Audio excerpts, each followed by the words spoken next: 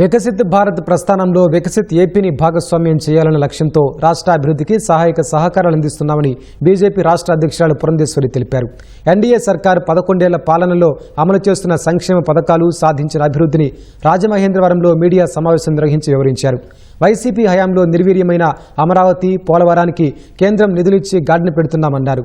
కేంద్ర ప్రభుత్వం నుంచి నిధులు సాధించి రాజమహేంద్రవరాన్ని అభివృద్ధి చేస్తున్నామని వెల్లడించారు.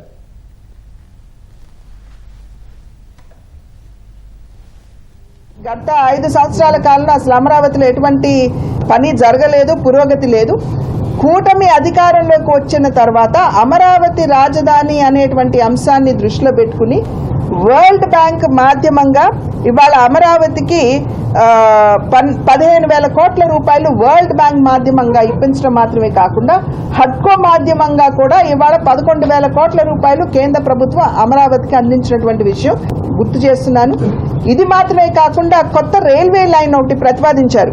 అది దగ్గర 2,250 కోట్ల రూపాయలతోటి అమరావతిని ఇతర ప్రాంతాలతో అనుసంధించడానికి ఈ రైల్వే లైన్ కూడా ప్రధాని గారు దానికి శంకుస్థాపన కూడా చేశారు. డిజిటల్ గా అమరావతి ఔటర్ రింగ్ రోడ్ అనేదైతే అంటామో దానికి 20,000 కోట్ల రూపాయలు మంజూరు చేయబడింది.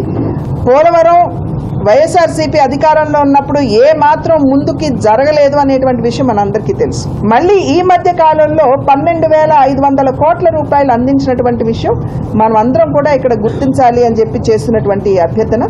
స్టీల్ ప్లాంట్ ని లాభాల్లోకి తీసుకురావడమే కేంద్ర ప్రభుత్వం యొక్క దృష్టి అంతా కూడా దాని మీద కేంద్రీకృతమైంది. దాన్ని దృష్టిలో పెట్టుకునే 11,400 కోట్ల రూపాయల మేరకు సహకారం కూడా స్టీల్ ప్లాంట్ కి అందించినటువంటి విషయాన్ని మీ అందరికీ కూడా నేను గుర్తు చేస్తున్నాను. South coastal railway division Vizag hub గా మనం దాన్ని కూడా నిర్మాణం జరుగుతున్నటువంటి నేపథ్యం. కూటమి అధికారంలోకి వచ్చేటప్పటికి ఆర్థిక పరిస్థితి ఏంటో మీ అందరికీ తెలుసు. అన్ని జాగ్రత్తగా చూసుకుంటూ ఒక్కొక్కటి అమలు చేసుకుంటూ వస్తున్నారు. ఇవాళ నిన్న మొన్న బిడ్డలకి అకౌంట్లో, తల్లుల అకౌంట్లో కూడా డబ్బులు వేసేటువంటి ప్రక్రియ స్టార్ట్ అయింది. కనుక ఇవన్నీ ఏదైతే నరేంద్ర మోడీ గారు వికసిత్ భారత్ అనేటువంటి సంకల్పం వారు చేశారో ఆ వికసిత్ భారత్ సంకల్పం అందుకోవాలి అని అంటే, ఆ కళ సాకారం చేసుకోవాలంటే వికసిత్ రాష్ట్రాలు ఉండాలి. వికసిత్ రాష్ట్రాలు అంటే వికసిత్ ఆంధ్రప్రదేశ్ కూడా దానిలో భాగం.